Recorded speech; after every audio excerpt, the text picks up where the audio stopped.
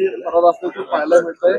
काय सांगाल तुम्ही सभागृहामध्ये काय मागणी करणार? असं आहे की बीडचं प्रकरण हे सरकारशी संबंधित आहे. वाल्मिक कराड कोणाचा माणूस आहे? अशोक सोनवणेला मारल्यानंतर म्हणजे त्याच्या कानफडात मारल्यानंतर त्या घुलीने जे काही झालं त्याच्यामध्ये कोणाचे फोन लागले? त्या शिंदे नावाच्या अधिकाऱ्याशी ज्या विंडमिलच्या कारखान्याचा जो काही संचालक बिनचालक आहे जो काय आहे तो त्याच्याशी कोण बोललं फोनवर?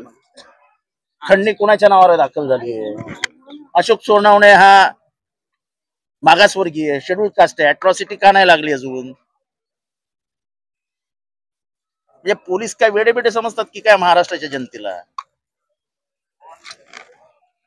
असं आहे की बाकीचे घुले फुले फुले अंधेरे कंधेरे हे यांना काय अर्थ नाही. मेन वाल्मिक कराड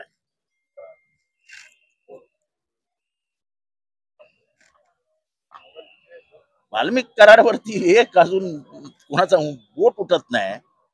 वाल्मिक कराड पाहिजे ते करून बीड मध्ये उघड माथ्याने फिरतोय, उजळ माथ्याने फिरतोय. वाल्मिक कराडचे व्हिडिओ येत आहेत बघा. एक आज बीड मधनं माझ्याकडे व्हिडिओ आलाय की ज्यांच्या शिवाय माननीय मंत्री महोदयांचे पानही हलवू शकत नाही असे, आणि मग हे महाशय असे गर्दीतनं बाहेर येतात.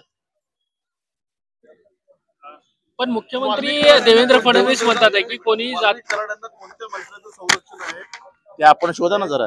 आपल्याला पण काहीतरी काम असू द्या ना. आमचंच सगळं काम कशाला करतात? मुख्यमंत्री म्हणतात आहे की कुठल्याही जाती धर्म भाषाचा कोणाचाही कार्यकर्ता असला तरी त्याच्यावर कारवाई केली जाणार. त्याच्याशी काही घेणं देणं. कारवाई कधी करणार ते सांगा. तो कुठल्या जातीचा आहे, पातीचा आहे, कोणाच्या जवळचा आहे, त्याच्याशी आम्हाला काय करायचंय? आम्ही एवढ्या उघडपणाने बोलतोय आणि मी सांगतो चला तो माझ्या जातीचा आहे, मी वंजारी, वाल्मिक कराड पण वंजारी. अजून काय बोला पुढे? वंजारी बिंजारीचा प्रश्न येत नाही. ते प्रश्न आहे माणुसकीचा, क्रूरतेचा. ते जे मारणारी पोरं आहेत त्यांचे आणि वाल्मिक कराडांचे फोन तपासा. त्या घटनेच्या अगोदर 8 दिवस कोणाकोणाचे कोणाकोणाला फोन झाले ते तपासा. हप्ता मागायला कोणी सांगितलं ते तपासा. सगळ्या गुन्हेगारी वर्तुळामध्ये बीडमध्ये वाल्मिक कराडच नाव का येतं? सगळे वाल्मिक कराडकडे बोट का दाखवतात? सांगा ना जरा. म्हणजे जिल्हा उपाध्यक्ष, जिल्हा अधीक्षक, काय ते जेल प्रशासन, तिथे एक बाई आहेत, त्यांची बदली, त्यांची फाईल गायब. मागे कोण? तर पालकमंत्री. सगळंच जर पालकमंत्री ह्या पद्धतीने चालवणार असतील तर बीडला महाराष्ट्रात एक वेगळं जिल्हा म्हणजे राज्य प्रशासन करा ना. काय चालू आहे? साहेब, भुजबळांची पण नाराजी पाहायला मिळते. आज ते नाशिकमध्ये समता परिषदेच्या कार्यकर्त्यांचा मेळावा घेणार आहेत. भुजबळांची नाराजी रास्त आहे. एखाद्या माणसाला वापरून फेकून देणं बरोबर. आणि मी झाल्या बोललेला माणूस आहे. म्हणजे मी काय नंतरचं राजकारण बोललेलो नाही.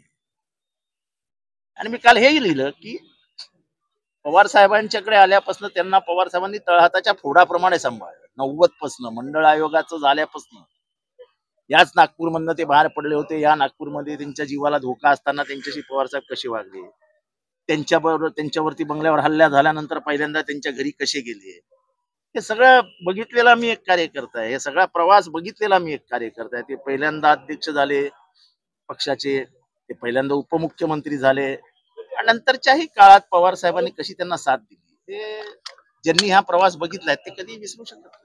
ते म्हणतात जहा नाही चाहना वहा नाही रहना, असं सुद्धा त्यांनी म्हटलेलं आहे. असा तो त्यांचा मनाचा प्रश्न आहे, तो त्यांचा प्रश्न आहे. त्यांनी कुठे राहावं कुठे जावं हा माझा प्रश्न आहे. पण एका लढवय्या कार्यकर्त्याची राजकीय कारकीर्द अशी कापण्याची जी पद्धत आहे ती चुकीची. पण काही वेगळा निर्णय घेतील असं वाटतंय का?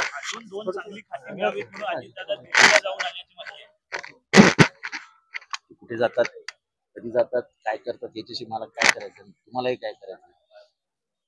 मला त्याला कुठलीही खाती मिळतात, मला काय? खात्यांवरून वाद अजूनही सुरू आहे. पण मला काय करायचंय? विस्तार झाला मात्र कुठेतरी खाते वाटप झालं नाही. 3 खात्याचे झालं होतं काय त्याच्यामध्ये 5 वर्ष हातात, 4थ्या वर्षी करतील ना. तुम्हाला काय सरकार चालल्याशी मतलब आहे ना. आवड साहेब वाल्मिक कराडांना स्थानिक नेतृत्व किंवा स्थानिक मंत्री पाठीशी घालतायत असं अजून मी तुमचा किती वेळा थेट सांगू किती वेळा सांगू मी हे पहिल्या दिवसापासून बोलतोय मी. थँक्यू. Thank you sir.